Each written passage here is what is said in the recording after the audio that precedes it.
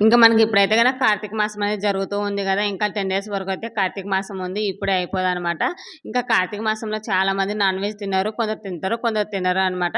So, ఇంగ తినని వాళ్ళైతే గనక నాన్ వెజ్ కోసం కొంచెం ఇబ్బంది పడుతూ ఉంటారు కదా! అలాంటి నాన్ వెజ్ ప్రియుల కోసం అయితే సేమ్ నాన్ వెజ్ లాగే అలాగే అల్లం, వెల్లుల్లి, ఎర్రగడ్డ కూడా కార్తీక మాసంలో అయితే గనక తినరు చాలామంది. మేమైతే మండే మాత్రం తినం. మిగతా రోజుల్లో అయితే తింటాము. ఇంకా అలాంటి వాళ్ళ కోసం స్పెషల్ లంచ్‌దైతే మీ ముందుకొచ్చేసాను. ఇంక స్పెషల్ లంచ్ అంటే ఏమి లేదండి. అల్లం, వెల్లుల్లి, ఎర్రగడ్డ ఇవి ఏమి లేకుండా మంచిగా ఫ్యామిలీ మొత్తం ఎంజాయ్ చేసే విధంగా అయితే గన నేను లంచు అయితే మీ ముందుకైతే వచ్చేసాను. ఇంక వీడియో స్కిప్ చేయకోకుండా చూడండి, మీకే అర్థమవుతుంది.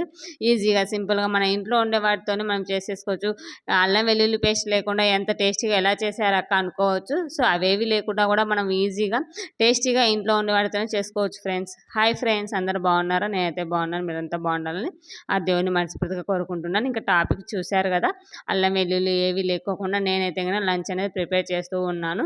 సో, ఇంకా కార్తీక మాసంలో చాలామంది తినకోకుండా ఉంటారు కదా! వాళ్ళ కోసం అయితే గన ఈ విధంగా లంచ్ గానీ, డిన్నర్ గానీ ప్రిఫర్ చేయండి. చాలా అంటే చాలా టేస్టీగా వచ్చింది. కర్రీ గానీ, రైస్ గానీ ఏదైనా గానీ చాలా బాగుంది. పిల్లలు కూడా ఎంజాయ్ చేస్తారు. ఫ్యామిలీ మొత్తం మంచిగా ఎంజాయ్ చేస్తారనమాట. బయట తినే అవసరం లేకుండా మన ఇంట్లో ఉండే వాటితోనే మనం ఎలా చేసుకోవచ్చు అనేది వీడియో స్కిప్ చేయకుండా కంటిన్యూస్‌గా చూడండి ఫ్రెండ్స్. ఇంక ఇందుకోసం అయితే నేనైతే గిన నార్మల్‌గా ఆలు ఉంటుంది కదా! ఆలు ప్లస్ బగారా రైస్ చేద్దామనుకున్నాను. అవే కొంచెం డిఫరెంట్‌గా అయితే చేశాననమాట. ఆలు అండ్ అదే బగారా రైస్, ఆలు కర్రీ ఏముందక్క అనుకోవచ్చు. కాకపోతే కొంచెం డిఫరెంట్‌గా అయితే చేశాను. ఇంక ముందుగా నేను రైస్ అయితే నానబెట్టి పెట్టుకున్నాను.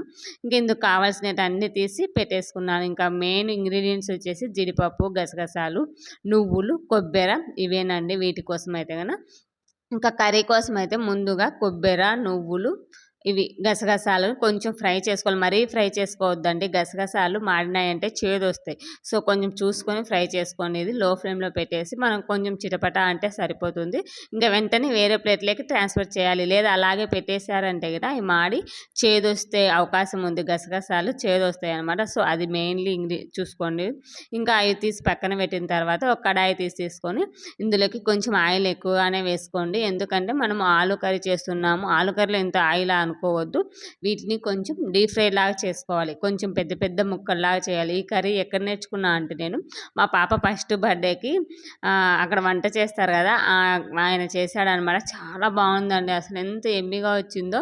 ఇంకా ఆయన అల్లం వెల్లుల్లి పేస్ట్ అవన్నీ చేశారు. బట్ నేను అవేమీ లేకుండా చేశాను. చాలా మంచిగా వచ్చిందనమాట. అదే టేస్ట్ ఉండింది. సో, ఇంక ఈ విధంగా కొంచెం ఆయిల్ ఎక్కువ తీసుకొని కొంచెం పెద్ద పెద్ద ముక్కలుగా కట్ చేసుకొని ఆలూని ఇలా మధ్య మధ్యలో కలుపుతూ కొంచెం ఫ్రై చేసుకోవాలని, మరీ ఎక్కువ కాకుండా ఇలా కలర్ చేంజ్ అయితే మనకు సరిపోతుంది. ఆటోమేటిక్‌గా ఆలు అనేది మెత్తబడిపోతుంది ఆయిల్‌లో డీప్ ఫ్రై చేసామంటే. చూసారు కదా! స్పూన్ పెడితే ఇలా మెత్తగా అయిపోతే మనం ఇంకా వెంటనే తీసేసుకోవాలి. ఇదొక ప్రాసెసే మెయిను. కొంచెం టైం టేకింగ్ గానీ ఇంక కర్రీ మొత్తం ఈజీగానే అయిపోతుంది. ఎందుకంటే ఆయిల్ మనం దీంట్లో బాయిల్ చేసాం కాబట్టి ఈజీగా కర్రీ అనేది చేసేసుకోవచ్చు. ఇంకా ఇలా ఫ్రై అయిన తర్వాత ఆలు మొత్తాన్ని తీసేసి పక్కన పెట్టుకోవాలి. ఇంకా అదే కడాయిలోకి ఒక 3-4 టేబుల్ స్పూన్ నూనె అలాగే ఆయిల్ ఉంచేసి అందులోకి షాజీరా, బిర్యానీ ఆకు వేసిన తర్వాత ఇంకా ఇవి టమోటాలు మంచిగా మెత్తగా పేస్ట్ పట్టేసి వేసుకోవాలండి. మనకు గ్రేవీ కావాలి అంటే కొంచెం పేస్ట్ లాగానే చేసుకోవాలి. ఇంక ఈ టమాటాలు పేస్ట్ చేసేసి వేసిన తర్వాత ఇందులోకి పసుపు, ఉప్పు టేస్ట్‌కి తగ్గట్టు ఈ 2 యాడ్ చేసేసి మూత పెట్టేసి మనం సిమ్‌లో ఒక 10 మినిట్స్ అయితే బాయిల్ చేయాలి. ఎందుకంటే టమోటా అనేది పచ్చి స్మెల్ పోవాలి అనమాట మనకి. ఇంకా అది కొంచెం ఉడికే లోపల ఇందులోకి మనం ఫ్రై చేసుకున్న నువ్వులు, గసగసాలు, కొబ్బెర ఇవి ఉన్నాయి కదా! జీడిపప్పు నానబెట్టుకున్న జీడిపప్పు ఇవన్నీ మెత్తగా పేస్ట్ పట్టేసుకోవాలి. చాలా మెత్తగా పట్టుకుంటే అప్పుడే మనకి కర్రీ అనేది టేస్టీ వస్తుంది. గ్రేవీ లాగా వస్తుందనమాట. ఇంక ఇలా మెత్తగా పేస్ట్ పట్టేసుకొని పక్కన పెట్టుకున్న తర్వాత ఇది చూసారు కదా! మంచిగా ఫ్రై అయ్యి ఆయిల్ అనేది పైన తేలుతూ ఉంటుంది. సో, అప్పుడు మనకి టమాటా అనేది పచ్చి స్మెల్ రాకుండా మంచిగా ఉంటుంది. ఇంకా ఇందులోకి 2 టేబుల్ స్పూన్ల కారం మీ స్పైసీని తగ్గట్టు యాడ్ చేసుకోండి. అలాగే కొంచెం ఒక స్పూన్ అండ్ హాఫ్ జీలకర్ర పొడి, కొంచెం గరం మసాలా ఇంతేనండి. ఇందులో వేసిన మసాలాలు అయితే ఇంకే మసాలాలు యూజ్ చేయలేదు నేను. ఇంకా ఇవి వేసి మంచిగా కలిపేసుకున్న తర్వాత మనము ఫ్రై చేసుకున్న ఆలు ఉంది కదా! ఈ ఆలును కూడా వేసేసి కొంచెం ఇలా కలిపేసుకోవాలనమాట. ఎందుకంటే కారం అవన్నీ ఉన్నాయి కదా! అవన్నీ మొత్తం వాటికి పట్టేసే విధంగా మొత్తం కలిపేసుకొని ఇంకా మనం పేస్ట్ చేసుకున్న ఈ పేస్ట్ ఉంది కదా! అన్నీ కొబ్బెర, జీలకర్ర ఇవి పేస్ట్ మొత్తాన్ని వేసేసి ఉప్పు, కారం ఇక్కడే అడ్జస్ట్ చేసుకోండి మీరు చూసి. ఇంకా వాటర్ కూడా ఇంకా కొంచెం వాటర్ యాడ్ చేసేసేసుకొని, నాకు కొంచెం ఉప్పు తక్కువ అనిపిస్తే ఉప్పు వేసాను. ఇంకా వాటర్ కూడా అడ్జస్ట్ చేసేసుకొని మూత పెట్టేసి ఆయిల్ పైకి వచ్చేంత వరకు మనము ఉడికించుకుంటే సరిపోతుందండి. ఒక 10 మినిట్స్ ఉడికించామంటే ఆటోమేటిక్గా మనకి, ఎందుకంటే ఆలు ఉడికిపోయింది కాబట్టి ఈజీగా కర్రీ అనేది అయిపోతుంది. చూసారు కదా, అసలు చూస్తుంటేనే ఎంత మంచి కర్రీ కూడా చాలా బాగా వచ్చిందండి. నేనైతే ఇది బగారా రైస్ లెక్క చేశాను. మళ్ళీ నైట్ పరోటాలా తిన్నారు. చాలా బాగా ఎంజాయ్ చేశారు మా పిల్లలు అయితే చాలా బాగుంటుంది. ఇంకా లాస్ట్లో ఇలా ఆయిల్ పైకి వచ్చిన తర్వాత కొత్తిమీర, మేతి చూరు యాడ్ చేసేసుకొని స్టవ్ బంద్ చేసేయడమే. ఇంతే, ఆలు కర్రీ అయితే ఈజీగా మనం చేసేసుకోవచ్చు. ఇంకా బగారా రైస్ అని చెప్పాను కదా, కొంచెం డిఫరెంట్గా ఎందుకు, కొంచెం 2-3 టేబుల్ స్పూన్ల ఆయిల్ తీసుకొని అందులోకి ఒక పెద్ద స్పూన్ నెయ్యి అయితే యాడ్ చేశాను. నెయ్యి ఫ్లేవర్ ఉంటేనే కదా మనం బగారా రైస్ అనేది తినడానికి చాలా బాగుంటుంది. ఇంకా అలాగే కొంచెం మేతి చూరు, సాజీరా, చెక్క, లవంగాలు, అనసపు ఇవన్నీ ఉంటాయి కదా, కొంచెం బిర్యానీ మసాలాలు అవన్నీ వేసేసిన తర్వాత పచ్చిమిర్చి, క్యారెట్ సన్నగా కట్ చేసి వేసేసాను.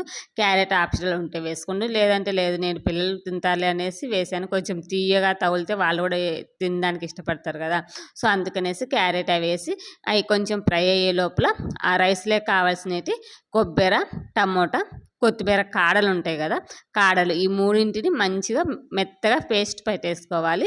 సో ఇలా పేస్ట్ పట్టేసుకుంటే మనకు కొంచెం టేస్ట్ అనేది బాగుంటుంది. ఎండు కొబ్బరి పేస్ట్ పట్టి వేయడం వల్ల కొంచెం టేస్ట్ బాగా వస్తుంది రైస్కి. సో అందుకనేసి నేను ఇలా మూడింటిని మిక్సీ పట్టేసి వేసేసాను. ఇంకా ఇవి కొంచెం ఫ్రై అయిన తర్వాత మూత పెట్టేసి ఫ్రై చేసామంటే ఆయిల్ రిలీజ్ అయ్యేంత వరకు మనం ఫ్రై చేసుకుంటే ఆటోమేటిక్గా మనకు పచ్చి స్మెల్ పోయి మంచిగా బాయిల్ అయిపోతాయి.